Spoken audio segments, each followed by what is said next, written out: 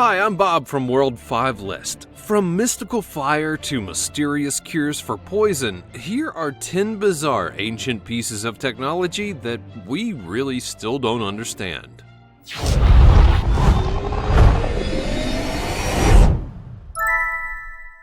Number 10. The creation of Damascus steel.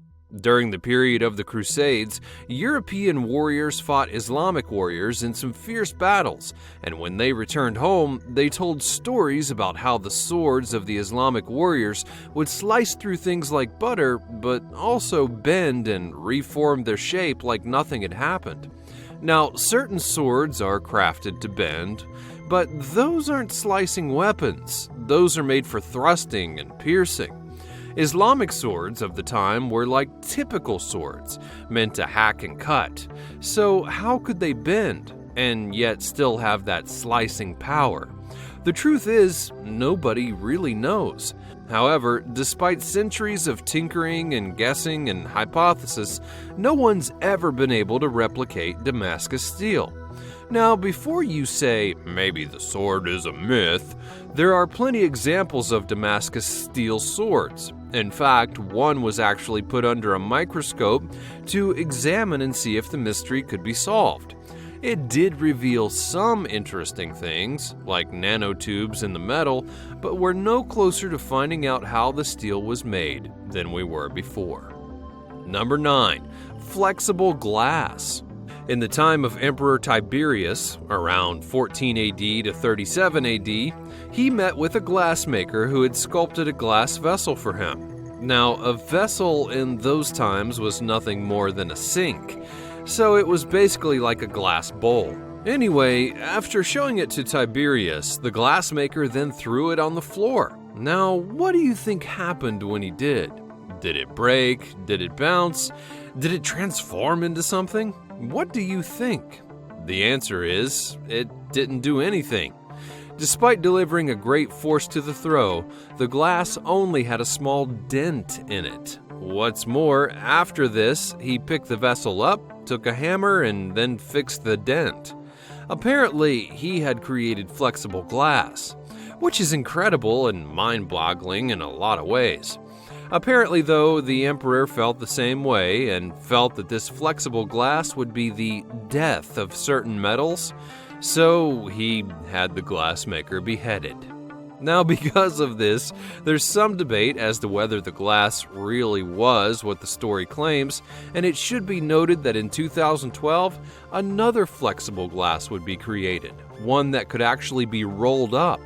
So it is possible to make it, but the question is, how did he make it in the 1st century AD? Number 8. The NIMRUD lens. In a palace in Iraq in the year 1850, a man named Sir John Layard made an interesting discovery. He had found a lens of sorts that was made of a rock-like crystal. And as you can see, it's a perfectly formed crystal, but there have been various theories as to how it obtained its shape. Here's where things get tricky. Estimates on when the lens was made marks it around 750 to 710 BC, which is about 3,000 years ago. So what were they using the lens for? Based on research, some scientists believe it was made by ancient Assyrians, who were actually pretty big into astronomy, which has led many to think that this NIMRUD lens, named after the location of the place, was used in an ancient telescope. Now, as noted, the Assyrians were big on astronomy, and some believe they even practiced Astrozorianism. They considered the planet Saturn to be a god, so it's possible they used the telescope so that they could see their god and, hang out with him and stuff. But it's only speculation. There's not really any proof that it was ever used as a telescopic lens, or really anything else for that matter. And now for number 7. The VOYNICH manuscript. But before we get into it, make sure you're subscribed to my channel. I want to bring you more awesome videos like this one in the future, so subscribe and click that notification bell for more. The VOYNICH manuscript. If history has taught us anything, it's that anything can be deciphered if given the right tools and the right amount of time. That's why things like the Rosetta Stone are so treasured, because it was the gateway to reading a once thought indecipherable language. However, in the case of the VOYNICH manuscript, it might just be indecipherable for real. That might be a good thing. And why exactly do I say that? While the manuscript was both handwritten, which is fraught with problems in its own right, and is also hand-drawn, you can judge the art for yourself. The thing that mystifies a lot of people about the drawings is that it shows many naked females swimming in some kind of fluid, and some of the women are visibly misshapen in certain areas. There's no clue or context as to why that is, though, and as for the fluids, I'm not going to take a guess. The book itself was found in 1912 in Poland, and was guessed to have been written by a man in the 15th century. But as to what he was trying to write or explain or even suggest is still a mystery.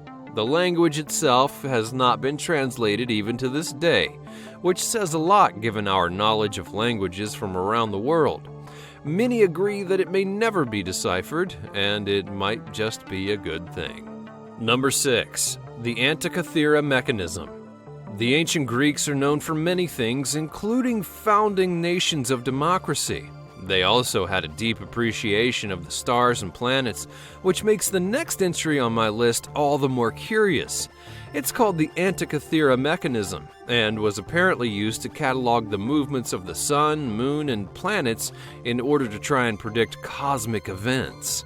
Now, on the surface, it sounds perfectly logical. After all, they were big into astronomy and wanted to learn more about the heavenly bodies.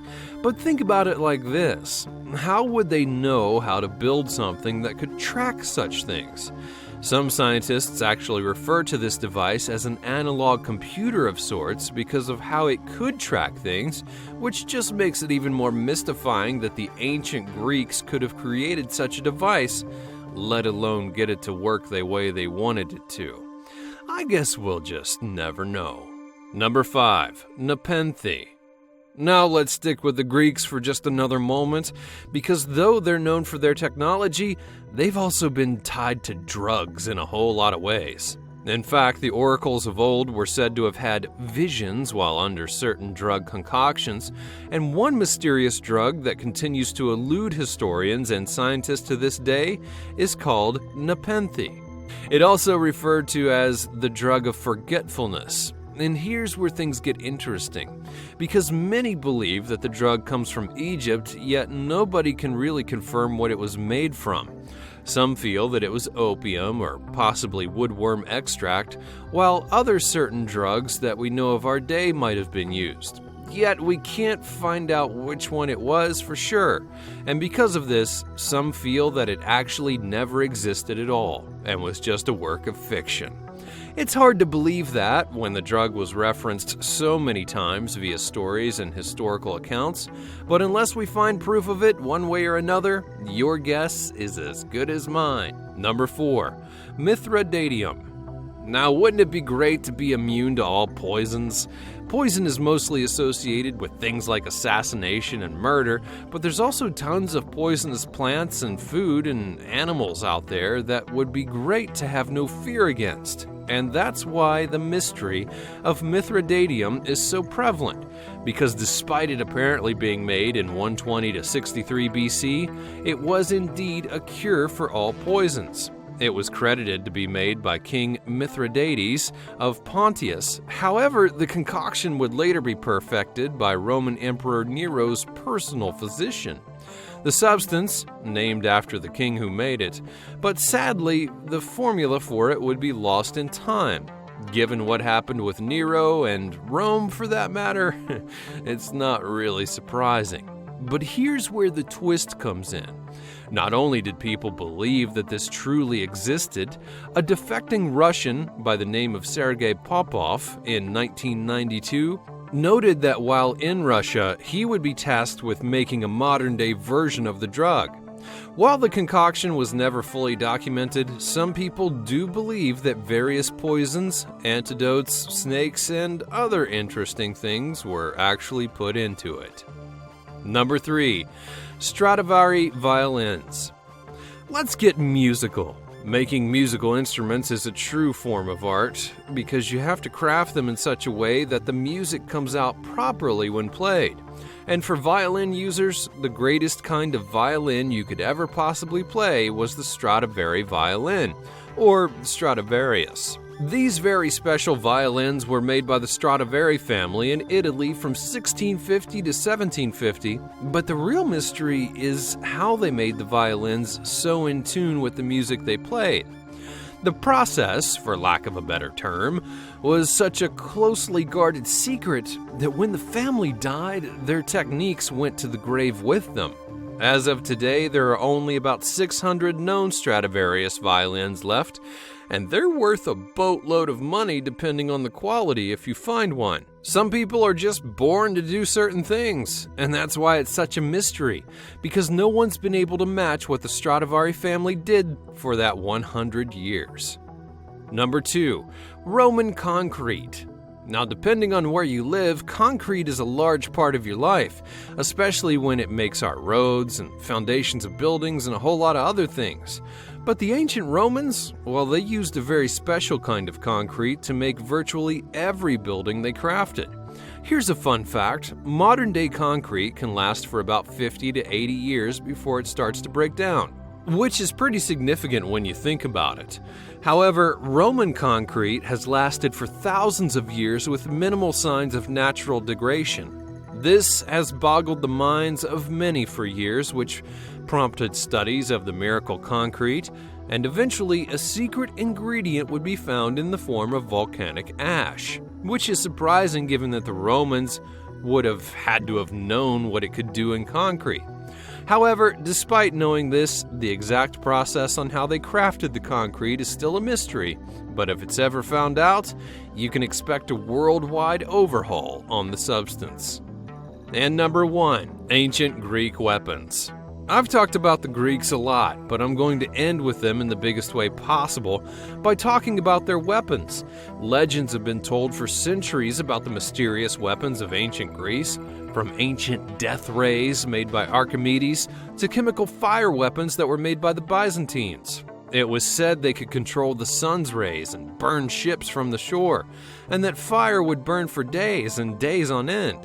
There are numerous historical texts and even drawings about some of these weapons, especially the Archimedes death ray, yet how accurate and truthful these are still a mystery unto themselves. And if they were actually real, even on a small scale, it's a mystery as to how they ever made it happen. Thanks for watching. What do you think of these ancient pieces of technology? Do you think you have an explanation for some of their uses? Let me know in the comments below. Be sure you're subscribed, and I'll see you next time on World 5.